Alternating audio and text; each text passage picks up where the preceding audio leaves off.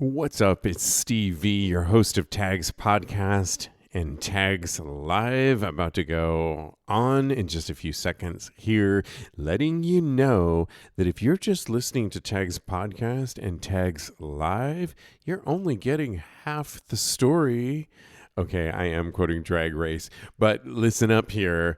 Each week we do an after show over at our Patreon page. Our Patreon page is our VIP community where people support Tags Podcast and get extra special sexy content. You can go to patreon.com/talk about gay sex. And for as little as $5 a month, you can get our weekly after show. That's what I was talking about. The show continues on for things that we, in a little more casual way, I break down the week's topics. I share a little bit more about my personal story.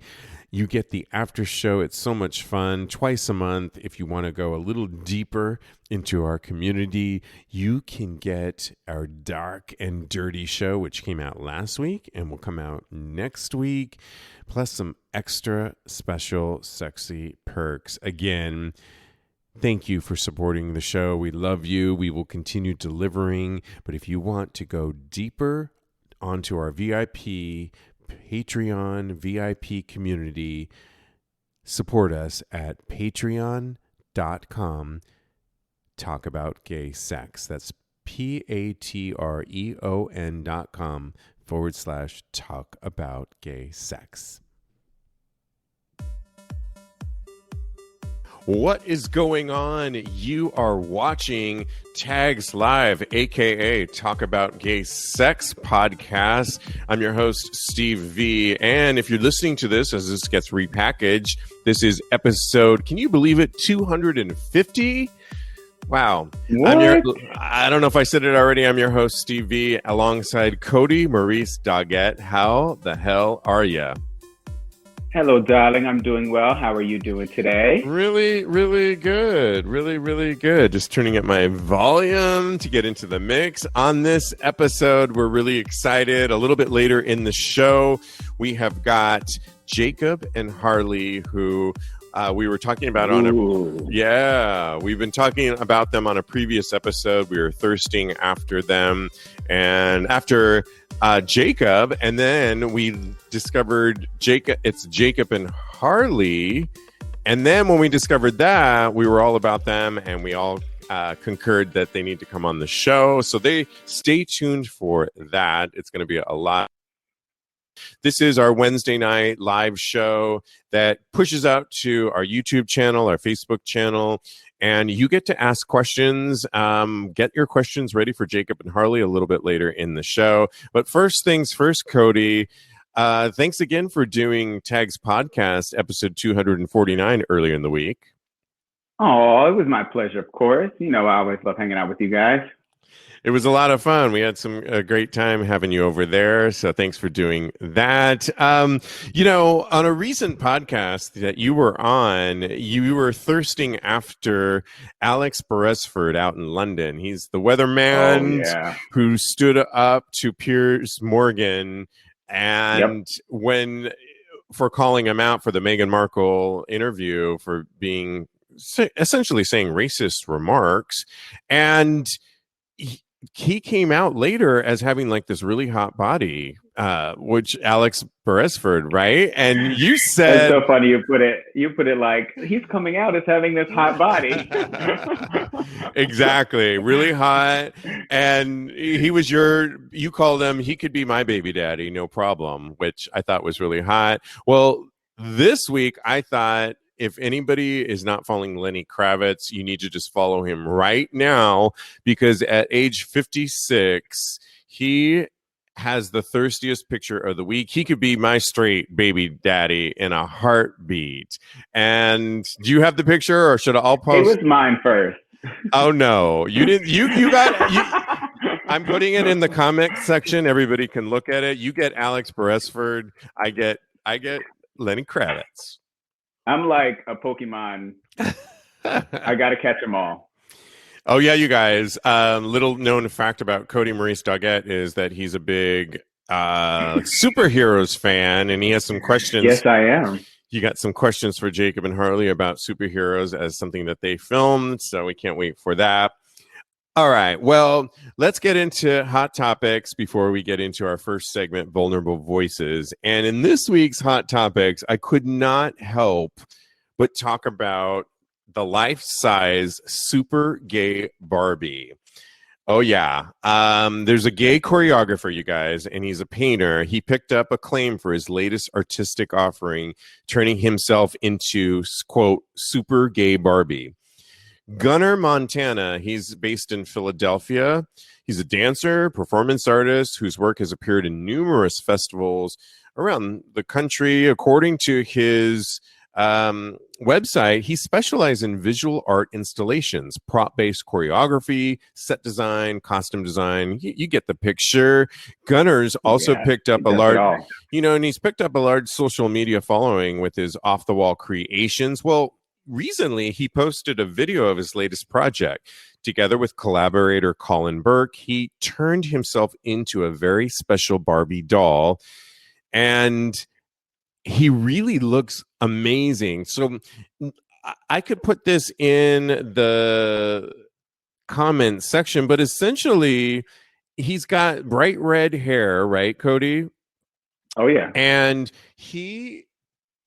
it's like he created the box, the right? Yeah. So like the Barbie box where, if you bought a Barbie, all right, guys, come on, support me here. And you know how, like, if it was Malibu Barbie, she might come with like suntan oil and a beach towel and a duffel bag. You know what Barbie comes with. Or you know what roller skating Barbie, and she would come Kimber or something like that, and she would come with roller skates. I'm going way back, but he did such an excellent job, in my opinion, of creating this artistic installation of him looking like he's in a box that you would buy. Yeah.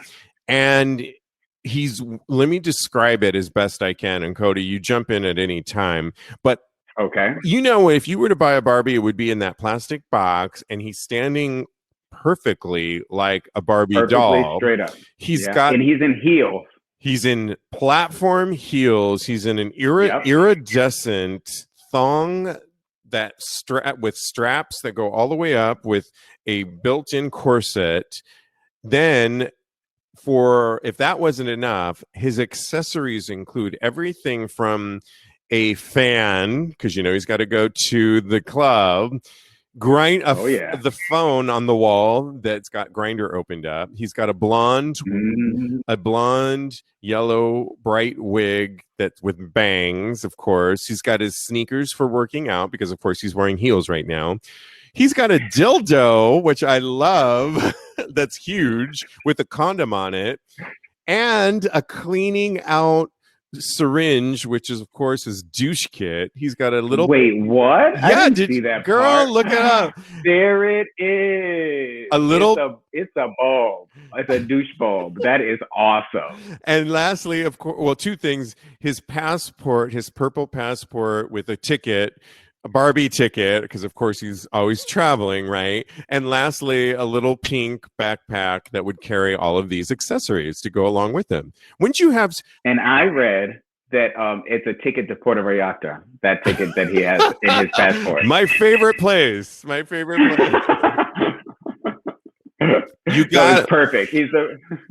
You've got to love it. I love it so much. I think it's so cliche, so funny, such a great installation, such a commentary on our gay culture. And I don't know, Cody, did you want to play with Barbies when you were a kid? Because I did. And of course, I wasn't able to, but I did with my gymnastic friend.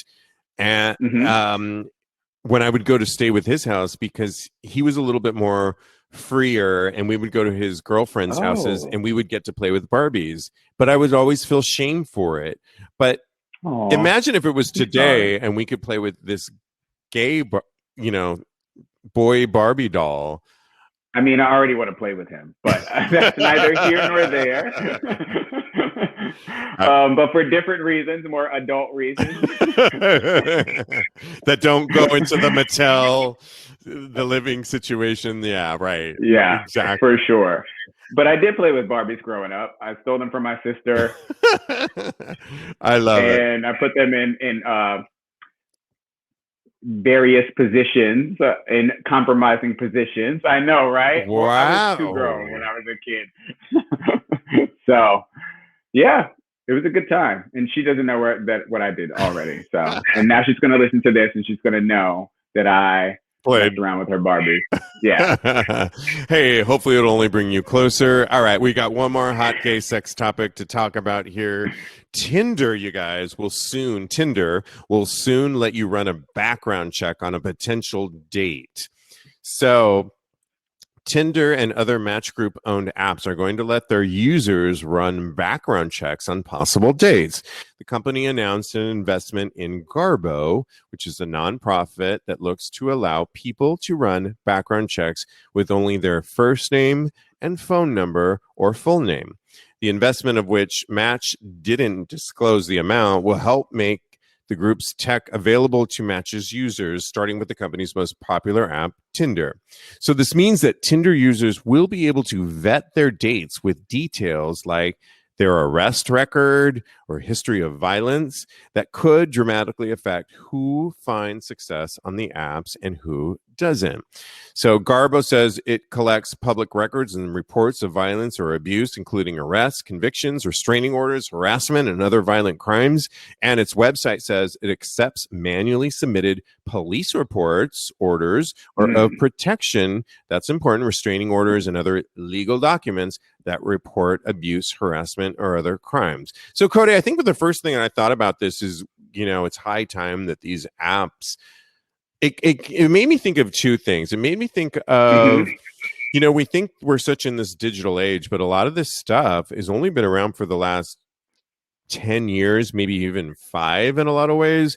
And a lot of this, people are not vetted properly. We go into these things, it's technology. It seems like it's been around forever, but it really hasn't. And if we were to jump over the counterpart of Tinder, of what a lot of us LGBTQ people use, like Grindr, which is always in the news, or even Scruff, but particularly Grindr, where so many hate crimes have been happening and violent acts against our LGBTQ people under that app. Do you think that this is something that Grindr and Scruff should pick up?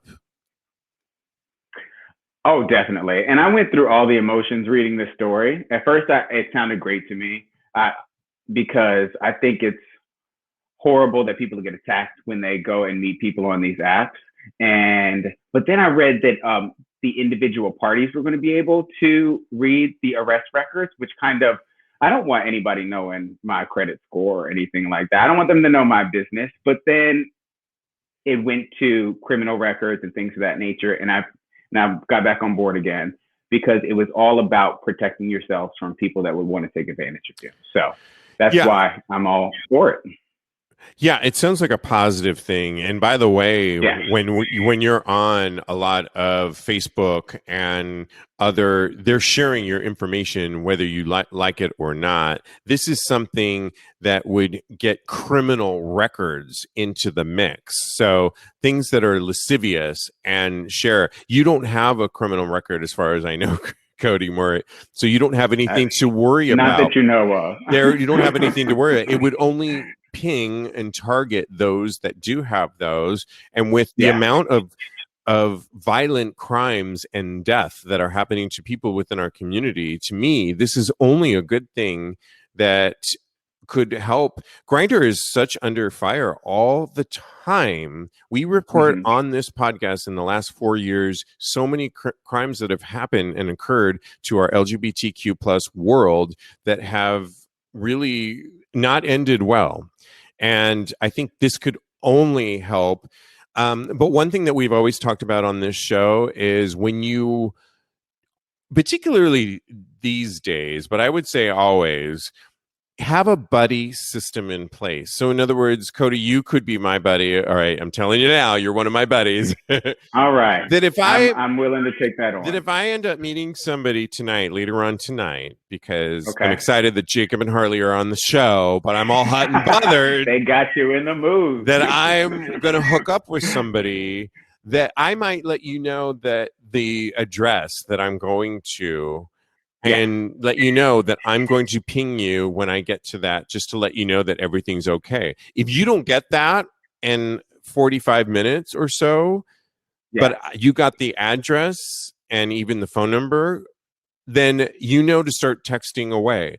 This is nothing more simple than a buddy system that could save people's life. And I say that not lightly. I say that because so many people have lost their lives by this situation. And there's a reason why Tinder has gone to create this background check. And it's not for nothing. It's not to take it lightly. We need to be looking out for ourselves. There's hate crimes happening left and right and around us.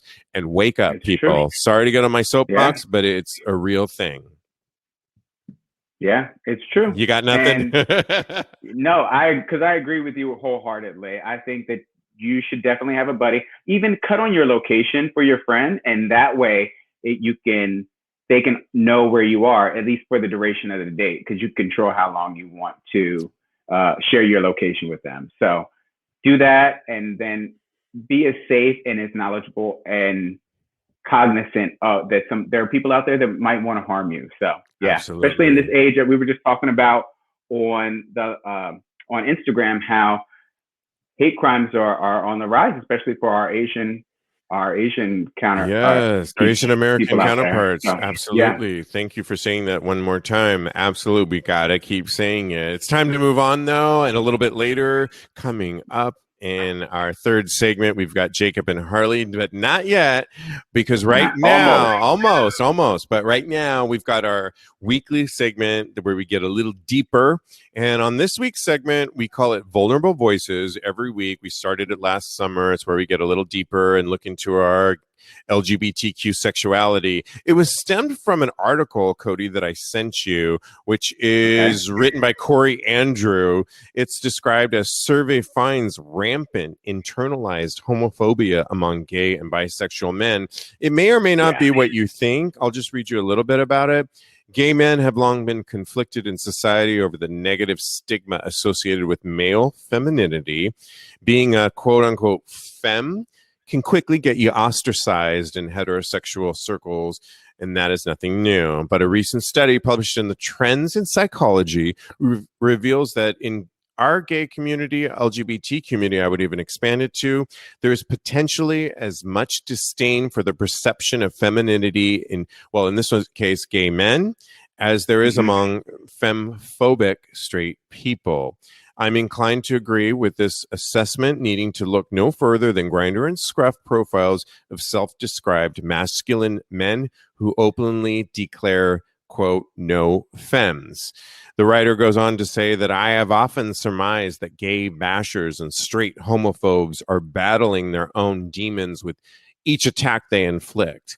In this newly published study, analysts share troubling survey results that suggest pervasive, quote, negative attitudes regarding effeminacy and internalized homophobia among gay men, bisexual men, and other men who engage in same-sex relations. So given this association, many people draw between sexuality and religion and morality. It is no wonder that such conflicts exist in gay men. The article goes on, I'll put it on TAGSPodcast.com, but the first thing, Cody, that I thought of and to make it part of our vulnerable voices and part of internalized homophobia was the recent report that the Pope came out that he does not support same-sex marriage unions. And my first thought when I thought that is like, who cares? Who's really, I went to Catholic school. Catholicism was drilled in me. I'm a Latino, but I've since moved on. I'm spiritual now. I don't practice Catholicism. However, I was listening to an interview with Kaylee Wright. She's a lesbian country performer, and she was talking about the actual trauma that it can actually do, not just for us LGBTQ people to hear that the Pope does not support unions, but what it does to our circles. So in other words, your family members, your Yes. aunts and uncles, the circles around your periphery that Yes. could get you, not, I mean, I'm using you as an example, but could get you as someone like us to think, oh my gosh, if people don't support this within my orbit, I'm nervous. That makes that there's trauma there. I'm now Or you're going to be worried. ostracized. I'm going to be Yes. ostracized. It does nothing but bring more hatred, which we are only talking about this in this show about Stop Asian Hate. There's so much hatred going on right now. Did we really need the Pope to come out right now, Cody, and say this? He definitely did not. And what it says to me is that the Catholic Church does not care about gay lives at all, because if they did, they wouldn't have made this statement. Like, keep that under your hat. Yeah. And it also says to me that they think that our love isn't as substantial or as important as heterosexual love, which I refuse to believe. That's something that I will never agree with. I think that, you know, our love, gay love, is just and as important in our community and in our society as heterosexual love, because love is love after all, right? And it means a lot too. It's one thing if the Pope doesn't come on and say anything of it. He's been actually pretty supportive at times for, especially in the past, this current Pope. But when he does come out in 2021 with, it seems a little tone deaf in so many ways, to not look at what, knowing his power. And we talk about our platform here, we get scrutinized when we say something on our podcast after 4 years of podcasting. Don't get me started. I mean, we get scrutinized if we say something that it doesn't sit well with people. You can imagine the platform that the Pope has. And with so much hatred going on and dissidence going on with race relations and sexuality, that why would this be the right time to say that? Why did he choose to say that now? Because it's not a... I really don't know. Yeah, so and it does not do anything good to... And but this article about, we got to talk about the article that it stemmed from, about homophobia and internalized homophobia. And I know you had some notes that we were talking offline, but what did you want to tell us? Oh, for sure. So before we move on to that, you mentioned about how the Pope affects our circle. And I do want to tell you that I brought this up to my uncle right before we came on. And he actually said to me, and I'm going to quote him, I'm going to read it. Yes. He said that that message you have to get directly from the source. And that made me so hopeful. He's like, you don't need to get it from an intermediate like the Pope, because whomever you believe in, whatever source you believe in, that love is love to him. So just stay steadfast in that. I think that's so important, and I agree with that. And I think the only issue that made me think about it a little bit differently was when we don't realize, like Kaylee Wright, country music singer, said that we can feel strongly about where we're at with everything, but it's when somebody as monumental and powerful as the Pope says something that disseminates out to morality and people's religious backgrounds. We all have people in our family that are religious, that it can cause dissidence towards that. Like, we didn't need that. You know what I mean? Yes, love is love. I agree with you. And I didn't want to discount any of that. I just wanted to share what my own uncle, somebody in my family, said to me. I appreciate that. Thank you for saying that. My pleasure. My pleasure. So we were talking about our own struggles with internalized homophobia, and it's something that I deal with all the time. It's not quite as grand as me lashing out towards other gay people that are more feminine than me, but it's something but there are other ways that it comes out, right? It could be if you self-harm or shaming, working out excessively, that if to appear more masculine, uh, that can that's a reflection of the society and how you want to emulate what's acceptable, socially acceptable in society. It's funny you say that because really we were talking, I think, even before we're going to start a Clubhouse. If anybody doesn't know Clubhouse, it's this new thing that not even that new. It's late last year, but we're going to start a Clubhouse room soon. And one of the things we were talking about is the extension of how we're going to do that. And I think it is going to be about sex positivity. And I think when you talk about sex positivity, you talk about, I think you and I were talking about the shame that I used to have just being a gay man. And you, it's funny that you mentioned right now working out and how we work out to appear a certain masculine way. I totally do that. This article, me too. This article goes on to say things like when we go on apps like, again, with the Scruff and the Grinder, things like no femmes, no mask for mask only. And these can be, I think the thing that I want to just say in a more simplistic way is that this show, doing it over 4 years, has made me feel really embrace my femininity, my masculinity, and know that I can go in and out of all of those at any point in time and not worry of what, because last thing I'll say is, as a former actor, I had to play that role for so long in the Hollywood world in the early 2000s, and people wanted me to butch it up. They didn't say that, but they wanted me to do that. And I think doing this show, doing what I love now, it's like I can go into my masculine side now, into my feminine side, and I enjoy that kind of weaving. Same here. Yeah. And like you said, doing this show has expanded my viewpoint on a lot of things. It was something I was coming to terms with before I started the show, of course. But again, doing this has expanded my view.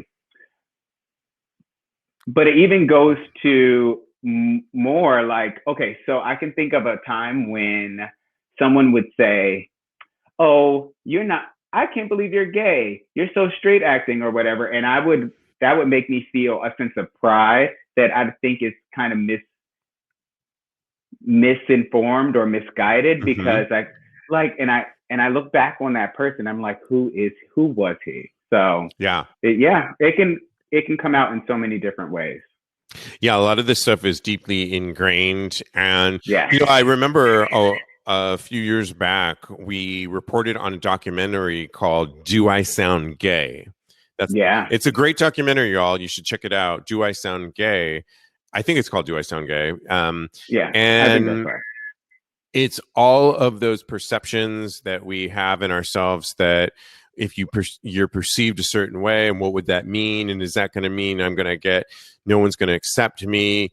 It's such a great film. I highly recommend it. Put it on your list. I'll probably put the link up on TAGSPodcast.com. But have you ever worried, it's funny when we were talking about the Barbie, the guy that did that Barbie installation art piece, and in many ways I feel, and it was all pink, and with his hair he had some masculinity going on, but he had, like you said, the platform heels, the dildo with the condom on, the grinder open.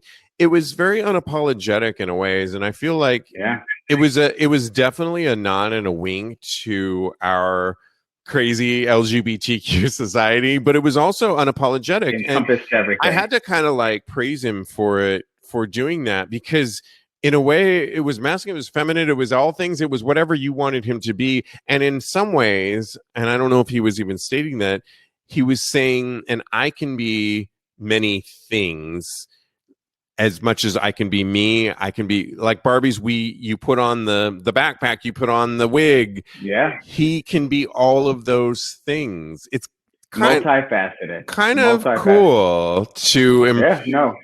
Did you ever have a hump where you had to get over that hump where you could just be everything and not just one, I need to be hyper masculine, or I have to be what this guy wants me to be, I have to be what my producers want me to be? I know you're a singer, Cody, so.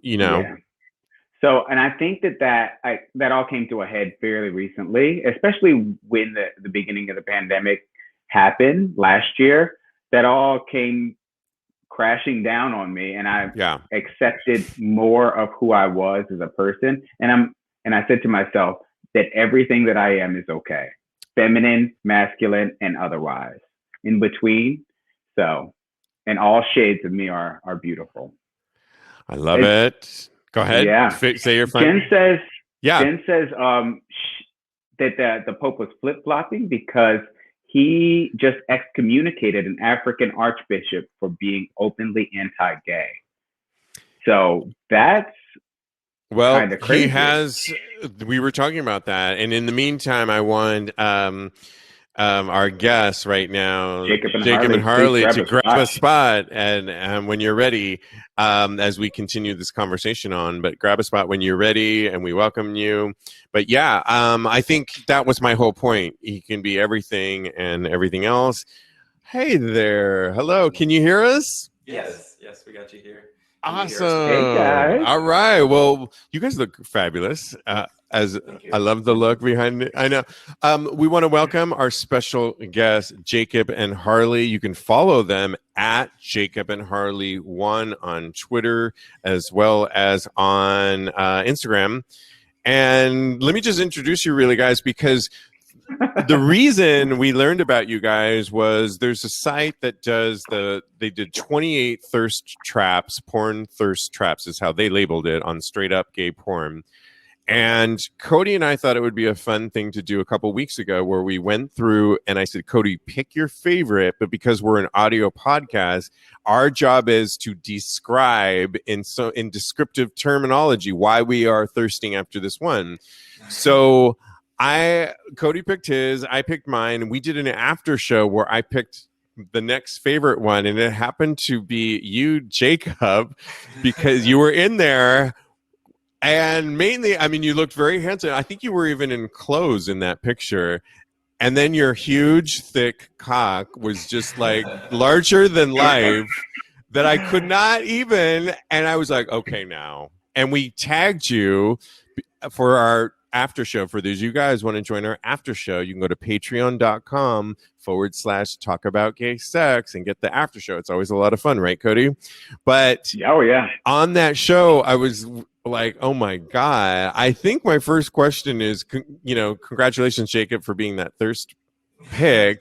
Harley, they're on this week too. Harley, when you first saw his huge dick, were you like, I can take that immediately, or I need to warm up, or what was your first thought?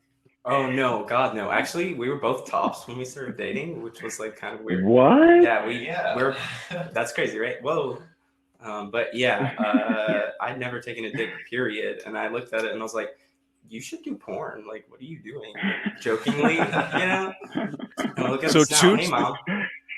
Two tops can make a right. Yes. Hey. Turns out bottoming I never knew. Legit. Like, it's definitely fun. Yeah. Cody, go ahead. Yeah, I know you actually since so.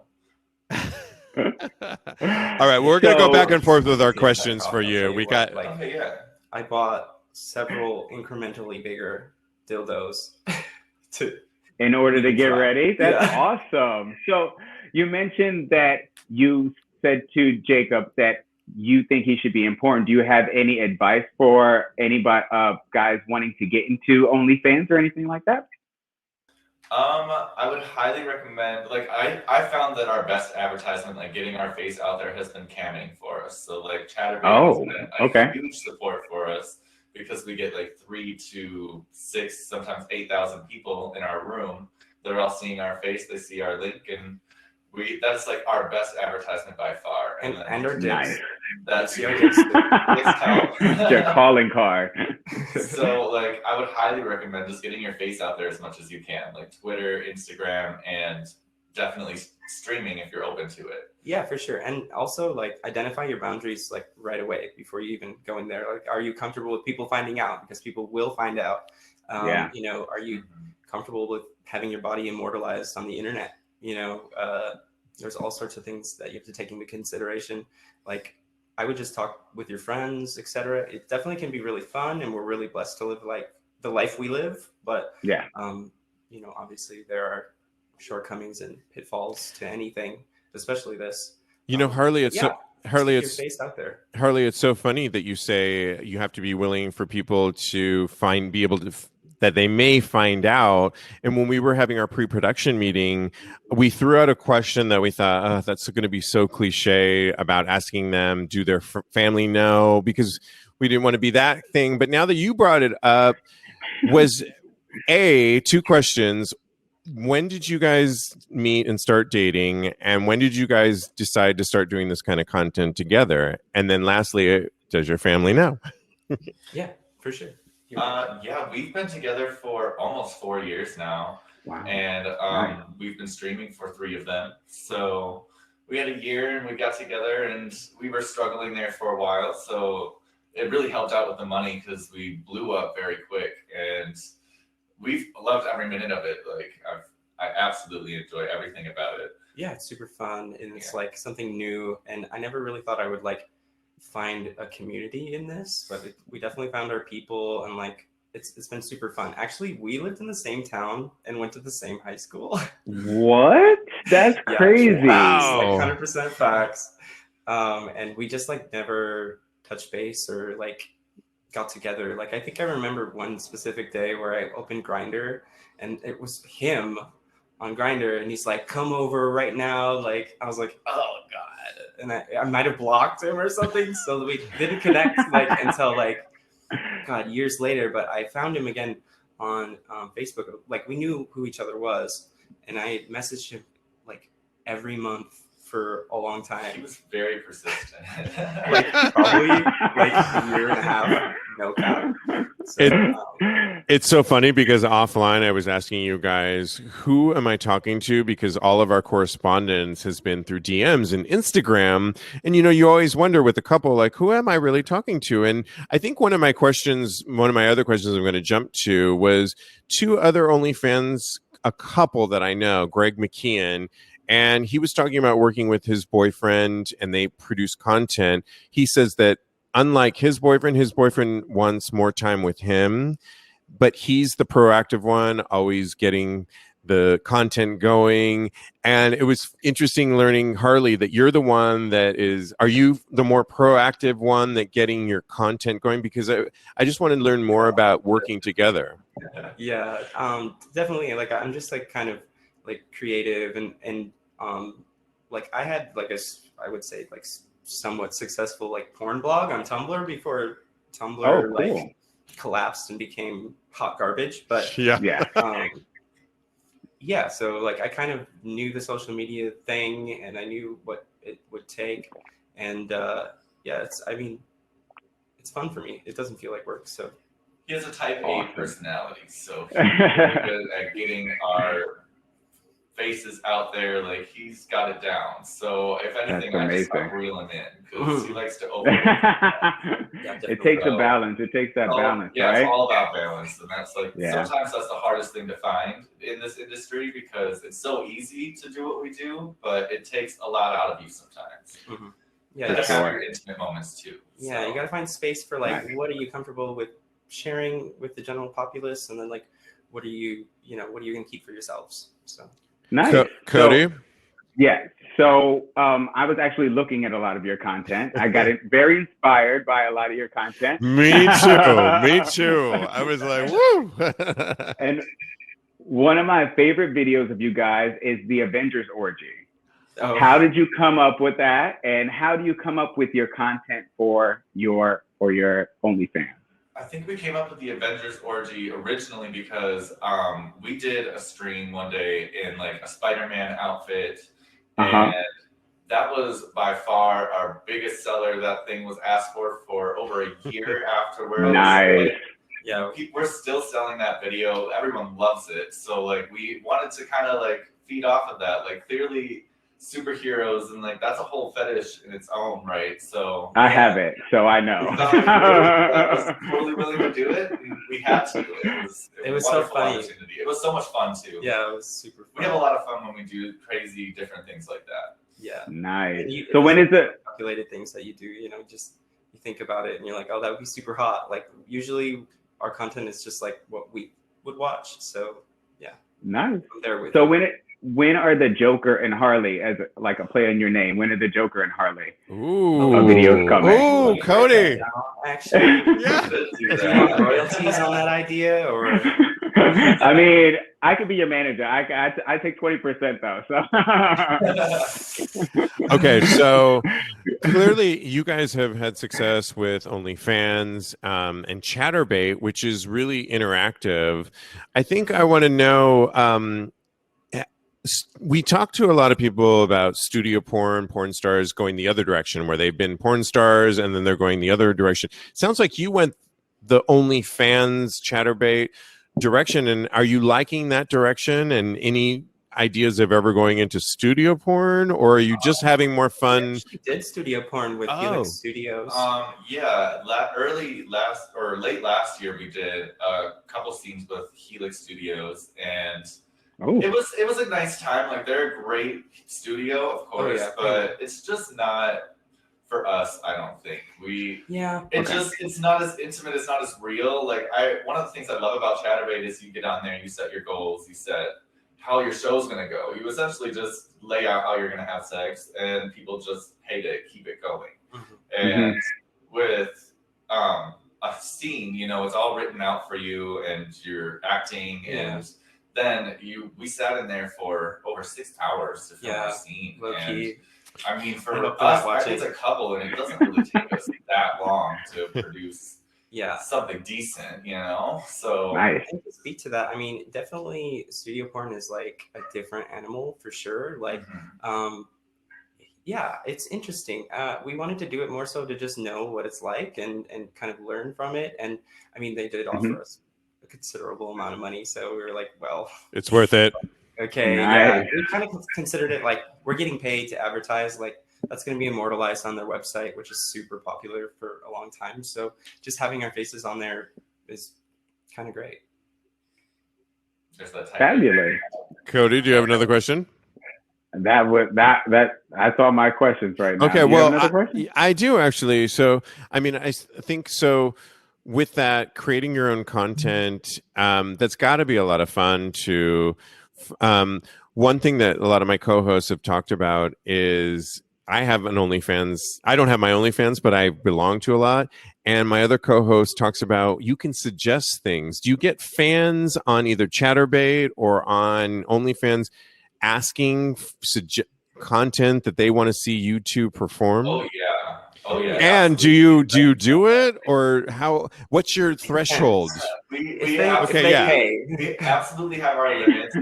But if you want to push our boundaries, it might cost you a little more. But it's been a great learning experience, because we've been learning things about ourselves as we do some of these suggestions that maybe we wouldn't have even thought. Yeah, we were like, oh, maybe I like that. Oh, I'm into that. Yeah, it has been a lot of fun to create our own stuff, and these suggestions, as wild as some of them are, have been a lot of fun to. Yeah, so we do we do like custom content. Like it is pretty spendy compared to most people, because we're very busy. Like, we're in the process of starting a business and all of our content, and we're working on a movie right now. And, so people are saying, I'd like to see this. And then I hit them with like a price tag, and I try to justify it. But at the end of the day, we're running a business, and, nobody's ever really that butthurt about it. But yeah, we're open to suggestions. And sometimes I like the suggestion so much, we just do it. So,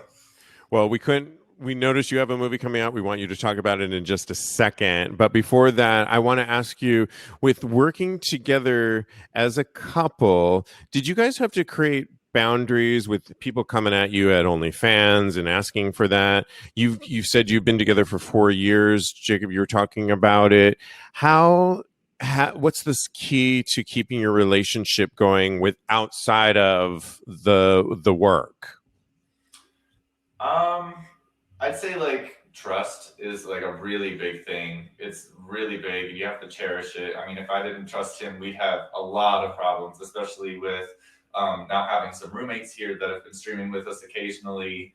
They're in our home. So if I didn't trust him to keep it to himself when it's not on camera, it would be a bigger problem. But I think trust over anything is key.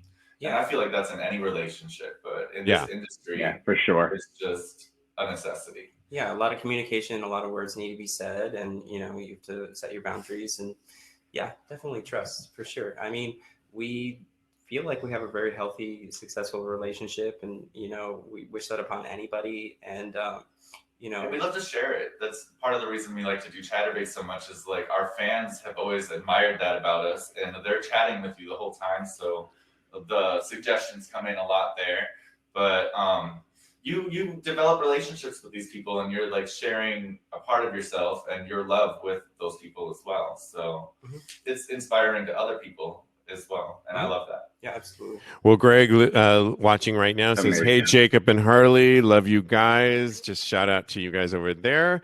And we have to ask about you because we were looking at doing our research due diligence here, and we found that you are making a movie. What can you tell us about this movie, and what can we expect? Sure. Yeah. I mean, we're in the process of storyboarding it right now, casting people for it. It's going to be kind of like a hentai vibe, like live action. We're hiring an animator to animate parts of the movie, kind of like hentai style.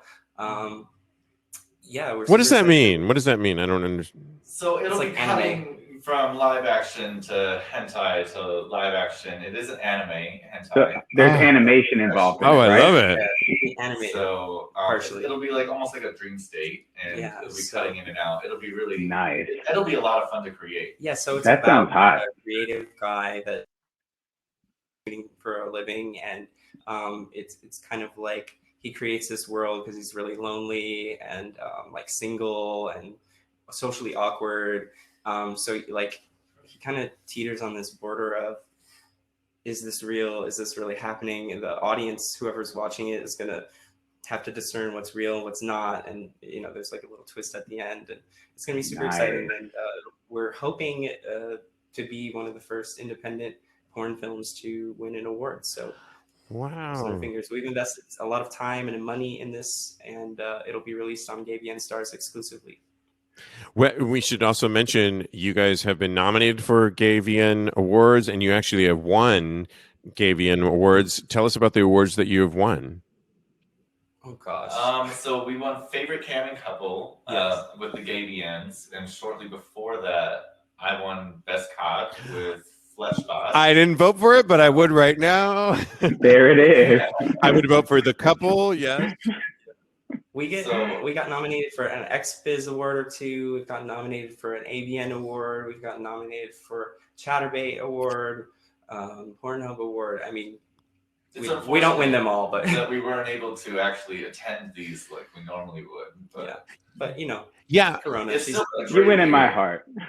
One interesting question prior to the pandemic and everything being in lockdown, did you find any change in the work that you already do, or was a lot of your work already like at your home anyway, that you just business as usual? It was majority business as usual. I mean, we weren't traveling and maybe bringing people in like we might have been before, but I'd say that when the pandemic hit, that was our biggest couple weeks at least, because everyone was at home, so we just streamed as much as we could, and they were all watching. We had big crowds and made big money. Hey. Can't beat that. The pandemic and everything kind of helped us a little bit. It was kind of crazy, but it also felt really good to like hearing words of encouragement, people saying like, I'm so bored, and you guys like, I look forward to your show every day, and like all sorts of stuff. And it's the comments like that just kind of keep you going and fill you with purpose, and super fun. Real quick, if people want to, are you still raising funds for the film, or is it already in production? Yeah, so we are still raising funds for the film. We've used most of, not most of our own money, but we've used our own money on most of it. And any tips and things like that we get on GayVN Stars. So it's stars.gayvn.com/Jacob and Harley 1, the same as our Twitter. All tips go towards the movie on there, and we've been able to raise maybe about half of what we need to make the movie ourselves. We will list this. Send me that link again, and we will list this on TAGSPodcast.com because this show gets repackaged beginning tomorrow morning on all podcast platforms. So definitely, I'm really excited about this film. Jacob and Harley, I want to really thank you so much. You guys are adorable, sexy, hot, and fun. Yeah, so fun. Yeah. And we love what you're doing. Really cool. Thank you. Yes, we love what you're doing too. I love you guys' message. I was like very taken aback. Just you tagged us, and I went to you, and I looked at all your stuff, and I'm like, oh yeah, they're doing something really great here for the community. We're all about that. So. Thank you. Thank you, guys. All right, we'll keep in contact with us. Let us know how it's going. We'll list everything on TAGSPodcast.com, and we'll talk to you real soon. Thank you so much. All right. Thank you. Bye-bye. Bye. Oh my God, Cody, so fun. That was so much fun. Yeah, so adorable. All right, well, we got right me too. We want to thank everybody for tuning in today. Follow us at Tags Podcast on all social media platforms. And by the way, we do an after show every single week. It's for our Tags Podcast VIP community. It's where if you just donate just a little bit here and there, it helps us keep going. It's at